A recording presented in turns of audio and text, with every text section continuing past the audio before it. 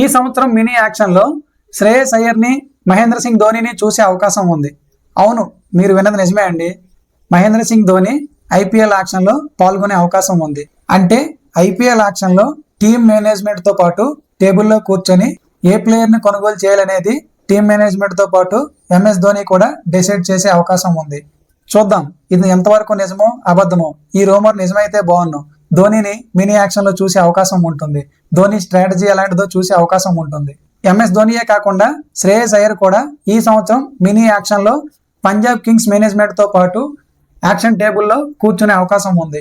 ఎందుకంటే గాయం కారణంగా తను ఎలాంటి క్రికెట్ ఆడట్లేదు కాబట్టి head coach Ricky Ponting Ashes series కు కామెంటరీ ఇవ్వడంలో బిజీగా ఉన్నాడు. తను రావడం అవ్వట్లేదని చెప్పి శ్రేయస్ అయ్యర్ ని యాక్షన్ టేబుల్ పైకి తీసుకెళ్లాలని చూస్తుంది పంజాబ్ కింగ్స్.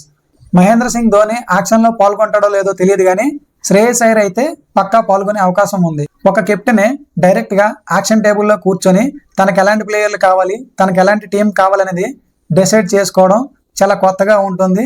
చూడడానికి కూడా చాలా వింతగా ఉంటుంది.